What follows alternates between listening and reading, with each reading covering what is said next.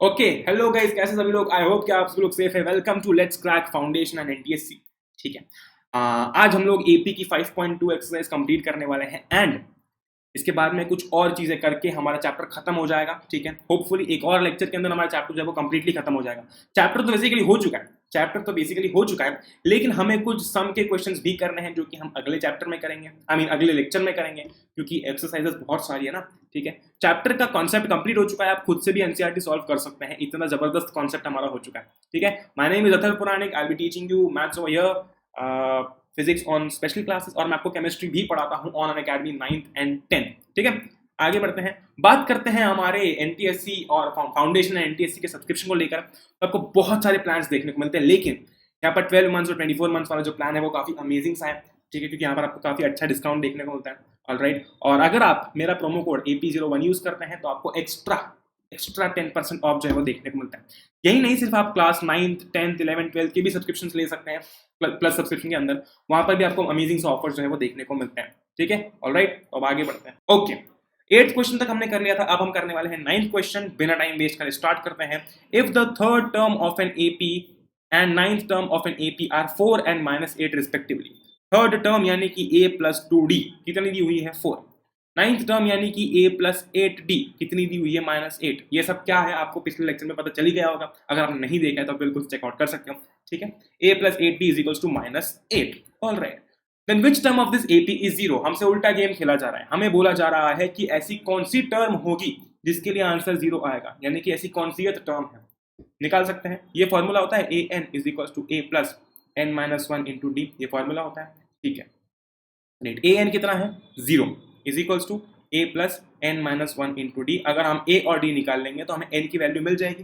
Right, हमें n की value मिल जाएगी। क्यों? क्योंकि an जो है वो क्वेश्चन के अंदर ही दे दिया गया है, हमसे पूछा गया है कि ऐसी कौन सी टर्म है जिसकी वैल्यू 0 है।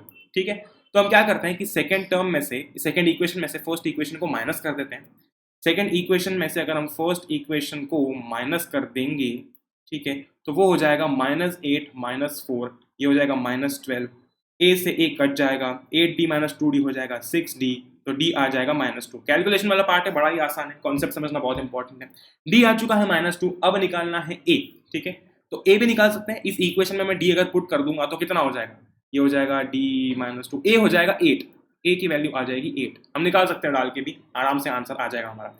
ठीक है, तो a की वैल्यू आ चुकी है 8, d की वैल्यू आ चुकी है -2। अगर ये दोनों वैल्यूज हम यहाँ पर पुट करते हैं इस इक्वेशन के अंदर तो हमें n मिल जाएगा। 0 हो जाएगा यहाँ पर 8 प्लस n-1 इंटू कितना? -2। क्यों? क्योंकि d हमारा -2 है। 0 हो जाएगा 8 -2n प्लस 2 के बराबर। ठीक है, यहाँ पर हमारा n जो है वो आ जाएगा 5। ठीक है, सो फिफ्थ टर्म जो है इस एपी की वो 0 होगी। ठीक है, फिफ्थ टर्म जो है, ये बहुत ही उल्टा सीधा लिखा गया है, फिफ्थ टर्म जो है एपी की वो होगी 0। ओके, ऑलराइट, आगे बढ़ा जाए। Great, the 17th term of an AP exceeds its 10th term by 7। Okay, यानी कि 17 टर्म क्या होती है? A17 exceeds its 10th term by 7। ये दिया हुआ है, ये इक्वेशन दी हुई है, थ्योरेटिकल फॉर्म में ये इक्वेशन दी हुई है। फाइंड द कॉमन डिफरेंस, बड़ा ही आसान सवाल है। A17 को मैं a+16d ऐसा लिख सकता हूं क्या? बिल्कुल लिख सकता हूं, राइट, बिल्कुल लिख सकता हूं। इज इक्वल्स टू A10, क्या मैं A10 को a+9d लिख सकता हूं? बिल्कुल लिख सकता हूं, +7 हो जाएगा। जब मैं ये a+9d को LHS में लेकर आऊंगा तो कुछ ऐसा सीन बन जाएगा, a+16d minus a -9d is equals to 7। Great, a से a हो जाएगा कट, 16d - 9d हो जाएगा 7d इज इक्वल्स टू हो जाएगा 7। d की वैल्यू आ जाएगी हमारी 1। कोई दिक्कत इस क्वेश्चन में? कुछ नहीं था, हमें बोला गया है कि 17th term of an AP, 17 term क्या होगी? A17 या फिर a+16d। सबसे पहले आसानी के लिए हमने 17th टर्म ऐसा लिख दिया, इज इक्वल्स टू A10 + 7। क्यों? क्योंकि साफ साफ क्वेश्चन में लिखा हुआ है कि 17th term of an AP exceeds its 10th term by 7, यानी कि उसकी जो 17th टर्म है उसकी 10th टर्म से 7 ज्यादा है। कोई दिक्कत इस क्वेश्चन में? बड़ा ही आसान है। आगे बढ़ा जाए। Which term of the AP 3, 15, 27, 39 will be 132 more than its 54th term? तो सबसे पहले हमें AP दे दिया गया है। AP क्या है? 3, 15, 27, 39, उससे हमें मतलब नहीं, हमें मतलब है फर्स्ट टर्म और कॉमन डिफरेंस है। फर्स्ट टर्म क्या है? 3, कॉमन डिफरेंस क्या है 15 माइनस 3 12, क्योंकि पहले ही बोल दिया गया ना कि एपी है, तो ये चेक करने की जरूरत नहीं है कि एपी है, ठीक है। कॉमन डिफरेंस है 12, ओके। हमें बोला गया है कि ऐसी कौन सी टर्म होगी, ठीक है, ऐसी कौन सी टर्म होगी जिसके लिए जिसका मतलब जिसकी जो वैल्यू है वो 132 ज्यादा है 54th टर्म से। तो पहले 54th टर्म के साथ खेलते हैं। ए 54 यानी कि ए प्लस 53d, बिल्कुल सही बात। यानी कि ए कितना है 3 प्लस 53 इंटू हो जाएगा ये 12। ऑलराइट, कोई दिक्कत इसमें? बिल्कुल भी कोई भी दिक्कत हमें इसके अंदर नहीं है, ठीक है। हमें बेसिकली 54 टर्म की वैल्यू निकालनी है ताकि हम वो जो nth टर्म है, चलो देखते हैं आगे, कंफ्यूजन हो जाएगा, ठीक है। 3 प्लस 53 इंटू 12 कितना हो जाएगा 6 हो जाएगा, हो जाएगा 10, ये हो जाएगा 3, ये हो जाएगा 6, तो ये बेसिकली हो जाएगा 636। कैलकुलेशन वाला पार्ट है, आप कर ही सकते हैं ऑफकोर्स, बड़ा ही आसान। ये हो जाएगा 639, ठीक है, ये हो जाएगा 639। ये है 54th टर्म, ठीक है। और वो जो टर्म है जो हमें फाइंड आउट करनी है उसकी वैल्यू कितनी होगी, उसकी वैल्यू होगी A54 प्लस 132, यानी कि 639 प्लस 132, यानी कि वो हो जाएगी 771, ठीक है। तो उस टर्म की वैल्यू कितनी है 771 है, ठीक है। अब हम पेन का कलर चेंज करते हैं, अब वो टर्म कौन सी है, ठीक है, वो टर्म कौन सी है ये फाइंड आउट कर लेते हैं, ठीक है, वो हम फाइंड आउट कर लेते हैं। ग्रेट, ठीक है। सेम फॉर्मूला लगाएंगे, a n is equals to a plus n minus 1 into d. Term की वैल्यू कितनी थी 771, पता चल चुकी है, इज इक्वल्स टू ए कितना है 3 प्लस एन निकालना है, हमें निकालना है कि 771 कौन सी टर्म है, एन वही रहेगा माइनस 1 इंटू डी कितना हो जाएगा, डी हमें दिया हुआ है क्वेश्चन के अंदर 12, ठीक है। अब हम इसे सॉल्व करते हैं, तो यहाँ पर सॉल्व कर लेते हैं, ठीक है, कोई दिक्कत नहीं। 771 is equals to 3 plus 12n minus, एक सेकेंड लैग क्यों कर रहा है इतना, okay great, 12n minus 12, okay. 771 is equals to हो जाएगा ये, अगर मैं 3 को इधर लेके आता हूँ तो ये बेसिकली हो जाएगा यहाँ पर 768, ये हो जाएगा 768। जब हम इसे फर्दर सॉल्व करने जाएंगे तो यहाँ पर मेरे हिसाब से हमारी जो n की वैल्यू है वो 65 आ जानी चाहिए कैलकुलेशन के अकॉर्डिंग, ठीक है, कैलकुलेशन के अकॉर्डिंग। कुछ नहीं है, ये इक्वेशन आ चुकी है, कैलकुलेशन वाला पार्ट हमें आता है, ग्रेट, कैलकुलेशन वाला पार्ट हमें आता है। कुछ नहीं किया गया है यहाँ पर, दुनिया भर के हम इक्वेशन सॉल्व कर सकते हैं और ये बड़ा ही आसान सा इक्वेशन है।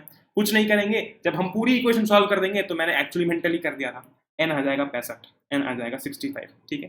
क्यों? क्योंकि सीधी सी बात है, जब हम 3 को इधर लेकर आएंगे और फिर जब सॉल्व करेंगे 12 इधर आ जाएगा, दुनिया भर की चीजें होंगी और हमारा जो आंसर है वो हो जाएगा 65, ठीक है।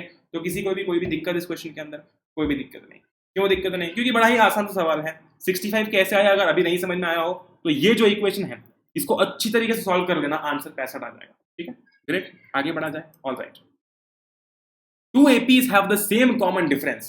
The difference between their 100th term is 100, यानी कि 2 AP है, मान लेते हैं कि एक AP है A100, ठीक है, दूसरा है A100, दोनों अलग अलग है ना, इसका बड़ा A है, इसका छोटा A है, ठीक है। This is capital A, this is small a, right, alright, great, okay. आगे बढ़ते हैं। The difference between their 100th terms is 100, यानी कि बेसिकली ये तो मैंने 100th टर्म लिख दी थी। मान लेते हैं कि एक AP को हम, पहले वाले AP को हम A से डिनोट कर रहे हैं और दूसरे वाले AP को हम छोटे a से डिनोट कर रहे हैं, यानी कि स्मॉल a से डिनोट कर रहे हैं, ठीक है, ग्रेट। यहाँ पर बोला गया है हमें कि the difference between their 100th terms is 100, यानी कि इस AP की जो 100th टर्म है और इस AP की जो 100th टर्म है, इन दोनों के बीच का डिफरेंस कितना है 100 है, ठीक है। अब हमसे पूछा गया है कि इनकी 1000th टर्म्स में क्या डिफरेंस है, यानी कि A1000 माइनस A1000 कितना होगा, निकाला जाए, बड़ा ही आसान है। एक चीज हमें क्वेश्चन के अंदर दी गई है जो कि हम निगलेक्ट कर सकते हैं और हमें पता चलेगा फिर कि हमें आंसर ही नहीं आ रहा है। उसका कारण ये है, यहाँ पर साफ साफ दिया गया है कि दोनों एपीज का कॉमन डिफरेंस सेम है, यानी कि डी सेम रहेगा, ठीक है, डी सेम रहेगा। यहाँ पर हमने देखा ना कि हमने कैपिटल ए लिया, स्मॉल ए लिया, लेकिन दोनों ही केसेस में डी सेम रहने वाला है, ठीक है, डी की वैल्यू सेम रहेगी क्योंकि क्वेश्चन के अंदर दिया हुआ है, ठीक है। तो इस एपी को मैं कुछ ऐसे लिख सकता हूँ, ए plus 99D, right, okay. A100 कुछ ऐसे लिख सकते हैं माइनस ए प्लस 99D। कोई दिक्कत इसमें? कोई दिक्कत इसमें? कोई दिक्कत नहीं, ठीक है। 99D से 99D कट जाएगा, बचेगा a minus a is equals to 100। तो यहाँ पर मैं ऊपर लिख देता हूँ कि a यानी कि capital A minus small a की वैल्यू कितनी आई है? 100 आई है, ठीक है। ये हो गया हमारे पास में इक्वेशन नंबर 1, ठीक है। इतना यहाँ पर हम छोड़ देते हैं, ग्रेट। वैसे मुझे वापस लिखना पड़ेगा वो, बट कोई बात नहीं। a minus a is equals to कितना आ गया? 100 आ गया, ओके ग्रेट। अब मुझे बोला गया है कि 1000 टर्म्स का डिफरेंस क्या है, यानी कि 1000 माइनस 1000 कितना होगा, ठीक है ग्रेट। वापस से वही करेंगे, 1000 लिखना है तो क्या लिखेंगे? a plus 99D। जो भी टर्म लिखना हो, 1,00,000वीं टर्म भी लिखना हो तो उसमें से एक सब्ट्रैक्ट करके डी के आगे लगा देंगे, ठीक है। 99,999, ठीक है। माइनस ब्रैकेट लगा दूं, a प्लस 999D हो जाएगा, a प्लस 999D हो जाएगा, ठीक है। हमें डिफरेंस फाइंड आउट करना है, ग्रेट। a प्लस 999D हो जाएगा, ठीक है। 999D से 999D जो है वो कट जाएगा, ठीक है। 999D से 999D कट जाएगा। अगर अभी भी समझ नहीं आया हो तो मैं इसको यहाँ पर वापस से लिख देता हूँ। 1000 में से मैंने 1000 को माइनस किया, क्यों? क्योंकि ये एक AP है, ये दूसरा AP है, दोनों APs अलग अलग है, लेकिन दोनों ही APs के कॉमन डिफरेंसेस सेम है। तो अगर मैं D में 2 मल्टीप्लाई करूं और दूसरे AP के भी D में 2 मल्टीप्लाई करूं तो ये दोनों को अगर मैं सब्ट्रैक्ट करता हूं तो आंसर 0 आएगा, क्योंकि दोनों ही APs सेम है, राइट। दोनों ही APs सेम है, करेक्ट, ठीक है। यहाँ पर 999D से 999D कट जाता है, a माइनस ए बचेगा, a माइनस ए बचेगा। a माइनस ए की वैल्यू कितनी थी? 100, ठीक है। तो यहाँ पर दोनों ही 1000 टर्म्स की जो डिफरेंस है वो यहाँ पर 100 ही आने वाली है, ऑलराइट। वो यहाँ पर 100 ही आने वाला है, ठीक है। एक सेकेंड, ओके। वो यहाँ पर 100 ही आने वाला है। कैसे? हमने माइनस कर दिया ना, सब्ट्रैक्ट कर दिया, आंसर वही आया, a माइनस ए बचा, आंसर आया 100, ठीक है। आगे बढ़ा जाए। 13th क्वेश्चन जो है कि आप एक बार खुद से ट्राई करना, ठीक है। बड़ा ही मजेदार सवाल है, मैं चाहता हूँ कि एक बार खुद से ट्राई करना और इसका आंसर नीचे कमेंट्स में मुझे जरूर बताना कि इसका आंसर क्या होने वाला है, क्योंकि यहाँ पर बहुत ही इंटरेस्टिंग सा सवाल पूछा गया है, how many 3 digit numbers are divisible by 7। तो एक चीज हम ध्यान रखेंगे कि हम 3 डिजिट की बात कर रहे हैं, ठीक है। 3 डिजिट की बात कर रहे हैं, ये चीज ध्यान रखना। और 3 डिजिट 999 पर खत्म हो जाते हैं, ठीक है। इसके बीच में हमें पूरा खेल खेलना है, एक बार ट्राई करना और जरूर से मुझे नीचे कमेंट करके बता देना, ठीक है। ऑलराइट, तो अब चलते हैं नेक्स्ट क्वेश्चन के ऊपर। हमें पूछा गया है कि how many multiples of 4 lie between 10 and 250। 10 के नीचे हम बात नहीं करेंगे, 250 के ऊपर हम बात नहीं करेंगे, ठीक है। 10 के बाद 4 का सबसे पहला मल्टीपल कौन सा आता है? 12 आता है, फिर आता है 16, फिर आता है 20, फिर आता है 24, फिर आता है 28, ठीक है ग्रेट। ऑलराइट, कहां तक चलेगा? ये चलेगा 248 तक, क्योंकि 250 10 और 250 के बीच में बोला गया है। और अगर हम 248 के बाद देखते हैं तो 252 आता है, और 252 250 से कम नहीं होता है, तो हम उसको इस लिस्ट में इंक्लूड नहीं करेंगे, ठीक है। अब अगर मैं बात करता हूं, अगर मैंने ये फाइंड आउट कर लिया कि 248 कौन सी टर्म है, तो मुझे ये समझ में आ जाएगा कि इस एपी के अंदर कितनी टर्म्स है, ठीक है। इस एपी के अंदर कितनी टर्म्स है, और वही मेरा आंसर होगा। क्योंकि अगर इस लाइन के अंदर 3 लोग खड़े हैं, ठीक है, 3 लोग खड़े हैं, और मुझे किसी ने आके बोला कि तीसरा इंसान आखिरी इंसान है, तो मेरी बुद्धि या फिर किसी की भी बुद्धि ये प्रोसेस कर लेगी कि इस लाइन के अंदर टोटल 3 लोग खड़े हैं, क्योंकि तीसरा इंसान आखिरी इंसान है। उसी तरीके से 248 आखिरी नंबर है। अगर मुझे पता चल गया कि ये कौनसियत टर्म है, यानी कि कौनसियत पोजीशन पर है, तो मैं ये समझ जाऊंगा कि इस एपी के अंदर कितने नंबर ऑफ टर्म्स हैं, और वही इसका आंसर होगा, वही 4 के मल्टीपल्स होंगे। देख लेते हैं, ठीक है। ए क्या है एपी के अंदर? 12। डी क्या है एपी के अंदर? 4। ग्रेट। फॉर्मूला क्या लगाते हैं हम हमेशा? A n is equals to a plus n minus 1 into d. ये फॉर्मूला रट चुका होगा हमें, ठीक है। अगर मैं ए एन की जगह 248 पुट कर देता हूं तो मुझे ये पता चल जाएगा कि 248 कौनसियत टर्म है, is equals to 12 plus n नहीं पता माइनस 1 डी। डी कितना है? 4। Great. 248 is equals to 12 plus 4n minus 4। Great. ये हो जाएगा 8 प्लस 4n। ओके, ये भी ग्रेट ये भी ग्रेट, ठीक है। कोई गलती हुई है इसमें, कोई गड़बड़ हुई है, देख लेते हैं, क्योंकि of course as a human मैं भी शायद एरर कर सकता हूँ। कोई दिक्कत इसमें मुझे नहीं लगता कि हुई है, ठीक है। ग्रेट है, अमेजिंग है, अमेजिंग है, ठीक है। 248 आखिरी होगा, 248 जो है वो आखिरी होने वाला है, ठीक है। ऑफ कोर्स सीधी सी बात है, यस। 8 अगर हम इधर ले जाते हैं तो ये हो जाएगा 240 is equals to 4n। n कितना हो जाएगा 60, ठीक है। सो इस एपी के अंदर 60 टर्म्स है, यानी कि 10 से 10 से 250 के बीच में 4 के 60 मल्टीपल्स हैं, ठीक है। 4 के 60 मल्टीपल्स है। कैसे पता चला? हमने n फाइंड आउट कर लिया, ये आखिरी टर्म कौन सी टर्म थी वो फाइंड आउट कर लिया, तो हमें पता चल गया भाई साहब कि इस 4 के इस 10 और 250 के बीच में 60 मल्टीपल्स लाई करते हैं। आगे बढ़ा जाए, ठीक है। For what value of n are the nth terms of the two APs 63, 65, 67 and 3, 10, 7 are equal. यानी कि हमें यहाँ पर दो इक्वेशंस को इक्वेट करना है। पहले एपी लिख देते हैं, कुछ दिमाग नहीं लगाएंगे हम। एपी क्या है? 63, ये पहला एपी है। 65, 67, this is our first AP. 3, 10, 17, this is our second AP. Alright, this is our second AP. Okay, great. हमें बोला गया है कि ऐसी कौन सी वैल्यू होगी n की जिसके लिए दोनों की जो nth टर्म्स है वो इक्वल होंगी, ठीक है। Great. I guess pen tab में कोई लैग आ रहा है, नहीं आ रहा है, ठीक है। इसको मैं अगर रब करने जाऊंगा तो पूरी स्क्रीन रब हो जाएगी, ठीक है, कोई दिक्कत नहीं है। ओके, आगे बढ़ते हैं, आगे बढ़ते हैं। ओके, पहला जो एपी है इसकी हम सब कुछ चीजें लिख लें। पहले एपी का ए कितना है? 63। पहले एपी का कॉमन डिफरेंस कितना है देख सकता हूं मैं, 65 माइनस 63 2, सॉरी, ठीक है। सेकंड एपी का कॉमन डिफरेंस क्या है? पहली टर्म क्या है? सॉरी 3। कॉमन डिफरेंस क्या है? 7। यानी कि पहले एपी की जो हमारी nth टर्म है वो कुछ ऐसी होगी, a n is equals to a plus n minus 1 into d. ये फॉर्मूला लगाएंगे हम, तो a n is equals to, पहले एपी के लिए a क्या है? 63 प्लस n कितना है नहीं पता, वही निकालना है, माइनस 1 डी 2 है। ये इक्वेशन नंबर 1, ठीक। दूसरा, ये इंटू 2 होगा, स्क्वायर नहीं होगा, ठीक है, इंटू 2 है।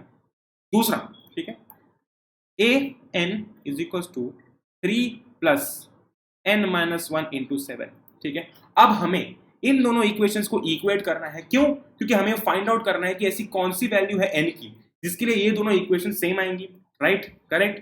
तो मैं यहाँ पर नीचे लिख दूं ये चीज, मैं लिख सकता हूं यहाँ पर 63 plus n minus 1 into 2 is equals to 3 plus n minus 1 into 7। तब जाके हमें पता चलेगा कि ऐसी कौन सी वैल्यू है जिसके लिए हाँ ये दोनों इक्वल आ रहे हैं, ठीक है। सॉल्व किया जाए आगे, 63 प्लस 2n, ठीक है, 2n minus 2 is equals to 3 plus 7n minus 7। Okay, great, alright, मुझे तो कोई दिक्कत नहीं लग रही इसमें। 61 प्लस 2n हो जाएगा यहाँ पर, 61 प्लस 2n हो जाएगा यहाँ पर हमारा माइनस 4 प्लस 7n के बराबर, ठीक है। यहाँ पर मैं ऊपर लिख देता हूँ 61 plus 2n is equals to minus 4 plus 7n, ठीक है, माइनस 4 प्लस 7n। ग्रेट। 4 को इधर लेके जाता हूँ, 2n को इधर लेके जाता हूँ, तो ये हो जाएगा हमारा 65 is equals to 9n, 65 is equals to, sorry, 65 is equals to 5n। n कितना हो जाएगा? n कितना हो जाएगा? कोई जानता है n कितना होगा? n हो जाएगा 13, 13 5 65 होता है, ठीक है। सो n की वैल्यू जब 13 होगी तब जो nth टर्म्स हैं वो इक्वल होंगी, ठीक है। ये हो गया हमारा 15 क्वेश्चन भी खत्म। आगे बढ़ते हैं 16 क्वेश्चन की तरफ। Determine the AP whose third term is 16 and the seventh term exceeds the fifth term by 12। Okay, यानी कि एपी की थर्ड टर्म जो है वो 16 है, ठीक है, and the seventh term exceeds the fifth term by 12। मतलब हमें एपी फाइंड आउट करना है, सीधी सी बात है। क्वेश्चन में क्या दिया हुआ है लिख लेते हैं। थर्ड टर्म इज 16, यानी कि a प्लस 2d इज 16। अब हमें समझ चुके हैं क्यों लिखा है ऐसा, ठीक है। Seventh term exceeds the fifth term by 12, यानी कि सेवेंथ टर्म क्या होगी? a plus 6d exceeds the fifth term a plus 4d by 12। इन दोनों इक्वेशंस को सॉल्व करके हम a और d निकाल सकते हैं, और जैसे ही हम a और d निकालेंगे हम a पे लिख सकते हैं, ठीक है। सॉल्व कर लेते हैं। सबसे पहले तो a plus 2d is equal to 16 है, और दूसरी इक्वेशन क्या है? दूसरी इक्वेशन हमारे पास में है a plus 6d is equals to a plus 4d plus 12, ठीक है। ये इक्वेशन नंबर 2 है, ये इक्वेशन नंबर 1 है। इक्वेशन 2 में से मैं इक्वेशन 1 को माइनस कर देता हूँ, तो a plus 6d minus a plus 2d हो जाएगा a प्लस 4d, ठीक है, a plus 4d and plus 12 minus, ठीक है, माइनस 60। ग्रेट, ठीक है, ग्रेट, ऑलराइट, अमेजिंग। ए से ए हो जाएगा कट, क्यों हो जाएगा कट? क्योंकि ऑफ कोर्स कट तो होना ही था ए से ए, ठीक है। ये हो जाएगा 4d, ठीक है। 4d is equals to a plus 4d minus 4। क्यों? क्योंकि यहाँ पर 12 माइनस 16 होगा और ये हो जाएगा -4। 4d से 4d भी कट जाएगा क्योंकि जब वो LHS में जाएगा तो वो 0 हो जाएगा। a की वैल्यू आ जाएगी 4 के बराबर, ठीक है। a की वैल्यू आ जाएगी 4 के बराबर। अब मेरे पास में a की वैल्यू आ चुकी है, क्या मैं a की वैल्यू इस इक्वेशन में पुट करके d की वैल्यू निकाल सकता हूँ? बिल्कुल निकाल सकता हूँ। तो कुछ ऐसा सा हो जाएगा ये 4 plus 2 into d is equal to 16। 2d हो जाएगा 12, तो d कितना हो जाएगा? d हो जाएगा हमारा 6, ठीक है, ग्रेट, ऑलराइट। सो यहाँ पर जो हमारा a हुआ है वो हुआ है 4 और जो हमारा d हुआ है वो हुआ है 6। ओके, तो 4 आ चुका है, डिफरेंस आ चुका है, कॉमन डिफरेंस, यानी कि फर्स्ट टर्म और कॉमन डिफरेंस आ चुका है। फर्स्ट टर्म लिख दी, पहली टर्म में कॉमन डिफरेंस को डाला, ये हो जाएगा 10, 16, 22, ठीक है। तो ये हमारा एपी हो जाएगा dot dot dot dot dot, ठीक है, ये हमारा एपी हो गया। हमने कुछ भी नहीं किया, जो जो दिया हुआ था उसकी इक्वेशंस बना ली और साथ ही साथ, ठीक है, उन्हें सॉल्व कर दिया, तो हमारा आंसर जो है वो भी आ चुका है। राइट, नेक्स्ट क्वेश्चन पे चलते हैं। Find the 20th term from the last term of the AP 3, 18, 13 dot dot dot 250। तो यहाँ पर कुछ नहीं करना है, जब भी हमें बोला जाए कि आखिरी टर्म से निकालो, एपी को हम उल्टा कर देंगे। अगर एपी कुछ ऐसा दिया हुआ है 3, 8, 13, 253, तो हम क्या करेंगे, एपी को पूरा उल्टा कर देंगे और अब लिख देंगे 253, ठीक है। कॉमन डिफरेंस कितना दिया हुआ है? कॉमन डिफरेंस कितना है यहाँ पर? कॉमन डिफरेंस है 5, तो ये हो जाएगा 248, ठीक है। फिर ये हो जाएगा 243, ठीक है, डॉट डॉट डॉट डॉट। हमने कुछ नहीं किया, एपी को उल्टा कर दिया। हमने एपी को उल्टा भी कर दिया तो भी वो एपी ही है। क्यों है? क्योंकि यहाँ पर कॉमन डिफरेंस जो है वो हर जगह सेम आ रहा है, ठीक है। तो यहाँ पर जब भी हमें बोला जाए कि लास्ट टर्म से निकालो, तो हम ज्यादा दिमाग नहीं लगाएंगे। हम अगर लास्ट टर्म से बोला तो एक काम करते हैं, एपी को रिवर्स कर देते हैं और फिर हम आंसर निकाल के देखते हैं, ठीक है, ग्रेट। अब हमसे पूछा गया है कि find the 20th term from the last term of the AP. जब हमने एपी को उल्टा कर दिया, ठीक है, जब हमने एपी को उल्टा कर दिया तो अब हमारे लिए कोई दिक्कत बची नहीं है, हम सीधा फॉर्मूला लगा के जो है वो आंसर निकाल सकते हैं। हमें बोला गया है 20th टर्म निकालनी है। एपी क्या है? हमारा नया एपी। अब इस एपी को हम भूल जाते हैं। नया एपी क्या है? 253, 248, 243, ठीक है। कॉमन डिफरेंस के बारे में कैसे हमें पता चला कि यहाँ पर 248 ही आएगा, फिर 243 ही आएगा? क्योंकि हमने देख लिया कि इस एपी में कॉमन डिफरेंस कितना है। मैंने देखा कि 5 का है, तो मैंने पीछे से भी 5 5 में कम करते गया ताकि हमारा एपी उल्टा हो सके। कुछ नहीं किया है, सीधा एपी को उल्टा कर दिया, ठीक है, ऑलराइट। पहले 3, 8, 13 लिखा हुआ था, फिर मैंने उसको उल्टा कर दिया, ठीक है, ऑलराइट। तो जब ये एपी आगे बढ़ेगा तो कुछ ऐसा लिखा होगा 13, 8, 3। क्यों? क्योंकि एपी को हमने पूरा का पूरा उल्टा कर दिया, पलटा दिया। यहाँ पर नए एपी के अकॉर्डिंग ए हो जाएगा 253, डी कितना है वही रहेगा। डी कितना है? हमारा डी है -5। क्यों डी -5 क्यों है? क्योंकि हमने एपी को पलटा दिया है, ठीक है। और हमें फाइंड आउट करना है 20th टर्म की वैल्यू कितनी है, तो n हो जाएगा 20 और ए एन हमें निकालना है, ठीक है। A n is equals to a plus n minus 1 into d कितना होता है? ए एन कितना है नहीं पता, निकालना है। ए कितना है? 253 पता है। एन कितना है? 20 पता है, -1। डी कितना है? -5, ठीक है। डी कितना है? -5 पता है, बस सब पता है। एन ए एन निकाल लेंगे तो ए एन की वैल्यू कितनी हो जाएगी? 253, ठीक है, -100 प्लस 5, ठीक है, कुछ ऐसा सा हो जाएगा ये। ए एन कितना हो जाएगा? ए एन हो जाएगा 253 माइनस 100, ये हो जाएगा 153। ए एन हो जाएगा 158, ओके। तो ए एन की वैल्यू कितनी आ जाएगी? यानी कि 20th टर्म कौन सी होगी? आखिरी से जो 20th टर्म होगी यानी कि पीछे से, वो हो जाएगी 158, ओके, ग्रेट। अगला सवाल भी बड़ा ही आसान, क्या?